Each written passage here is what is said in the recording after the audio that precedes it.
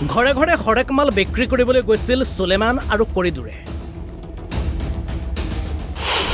ঘটনা মাৰ্ঘেৰিটাৰ লেখাপানীৰ মুলুং তিনিখুটি গাঁৱত। হৰেক মাল লৈ এঘৰ জনজাতি লোকৰ ঘৰৰ পদূলিত উপস্থিত হৈছিল সুলেমান। সুলেমান এগৰাকী নাবালিকাক অকলশৰে দেখা পাই পানী খাবলৈ বিচাৰে। নাবালিকাগৰাকীয়ে পানী আনি দিবলৈ লওঁতে সুলেমানে সাৱটি ধৰি সংঘটিত কৰে কুকাণ্ড। নাবালিকাগৰাকীয়ে চিঞৰ বাখৰ কৰাত পলাই পত্ৰং দিয়ে লম্পট সুলেমানে। নাবালিকাগৰাকীৰ চিঞৰ শুনি ওচৰৰ চুবুৰীয়াই ওলাই আহে যদিও ইতিমধ্যে সুলেমানে আত্মগোপন কৰিছে।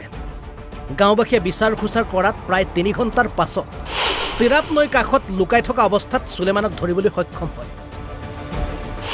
তাৰ পাছত ৰাইজে লম্পট সুলেমানক দিয়ে গৰম মালিচ। ইফালে ৰাইজৰ ৰোষৰ পৰা সুলেমানক বচাবলৈ আহে কৰিডুৰ ইছলাম। কৰিডুৰকো ৰাইজে উত্তম মধ্যম সোধাই আৰক্ষীক গতাই দিয়ে। যেহেতু মই দিনৰ 1টামান বজাত খবৰ পালোঁ, ফোন কৰিলে মোক। আজি যিজনী ছোৱালী ধৰ্ষণ কৰিবলৈ অপচেষ্টা চলাইছিলে এই দুষ্টকাৰীসকলে, তেওঁলোকে যেতিয়া কাণ্ডটো ঘটালে মোক ঘপককৈ ফোন কৰিলে সেই ছোৱালীজনীৰ বাপেকে। দেউতাকে ফোন কৰি কিনি মোক ক'লে যে ছাৰ এনেকৈ তেনেকৈ কথা, মোৰ ছোৱালীজনক তেনেকৈ কৰিব চেষ্টা কৰিলে, আমি তেখেতক ধৰিবলৈ কাৰণে চেষ্টা কৰিলোঁ, কিন্তু তেখেত পলাতক। তো তাৰ পাছত মই ক'লোঁ যে আপোনালোকে চেষ্টা কৰক, যদি ধৰা যায় তেতিয়াহ'লে চিধা মোলৈ লৈ আহিবি, তাৰপিছত মই তেখেতক আইনৰ ঘৰত লৈ গৈ সমঝাই দিম বুলি তেখেতক তেনেকৈ ক'লোঁ। ঠিক তেনেধৰণৰ তেওঁ পলাতক আছিলে, এনেই 3 ঘণ্টামান তেওঁ পলাতকে আছিলে। পিছত গাঁৱৰ ৰাইজে সকলোৱে ওলাই মেলি তেখেতক বিচাৰিব চেষ্টা কৰিলে। বিচাৰি মেলি পিছত গৈ থৈ আহি বাৰ্মা কেম্পত ধৰিলে। বাৰ্মা কেম্প নেশ্যনেল হাইৱে কাষতে তেখেতক ধৰিলে। ধৰি মেলি তাৰপিছত তাক লৈ আহিলে। লৈ আহি যেতিয়া মোক গতাই দিলে, মই স্থানীয় চৰকাৰী গাঁও প্ৰধান হিচাপত, তেতিয়া মই তেখেতক সুধিলোঁ যে আপোনালোকে ক'ত থাকে, কি নাম হয়, ক'ৰ পৰা আহিছে, কাৰ আণ্ডাৰত থাকে, কি কাম কৰে।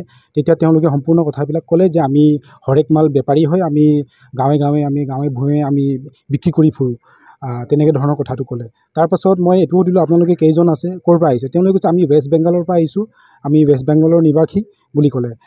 ইজনে কৈছে মই অহা 2 মাহ হৈছে, আৰু এজনে কৈছে মই 2 বছৰৰ পৰাই মই ইয়াত এনেকৈ কাম কৰি আছোঁ, আৰু এজনে কৈছে তেখেতটো অহা নাই, পিছত আহিব, তথাপিও আমি দুটা আছোঁ বুলিখিনি ক'লে।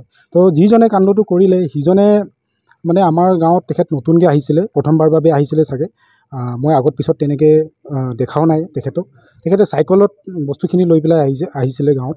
তাৰপিছত যেতিয়া মই তেওঁলোকক সোধাৰ পাছত তেওঁলোকক মই লগে লগে মোৰ ঘৰৰ পৰা তেওঁলোকক মই লৈ আহিলোঁ। লৈ আহি পেলাই আমাৰ লেখাপানী আৰক্ষী থানাত মই জমা দিলোঁ স্থানীয় চৰকাৰী গাঁও প্ৰধান হিচাপত।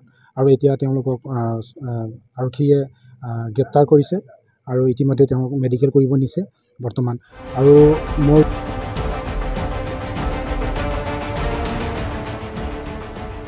ইফালে মাৰ্ঘেৰিটাৰ বিভিন্ন অঞ্চলত সন্দেহজনক লোকে বিগত সময়ছোৱাত অনৈতিক কাৰ্যকলাপ সংঘটিত কৰি অহাৰ অভিযোগ। এই ক্ষেত্ৰত প্ৰশাসনক কঠোৰ দৃষ্টি ৰখাৰ আহ্বান ৰাইজ তথা বিভিন্ন দল সংগঠনৰ। জাগুনৰ পৰা সীমান্ত চেতিয়াৰ ৰিপৰ্ট, অসম লাইভ 24।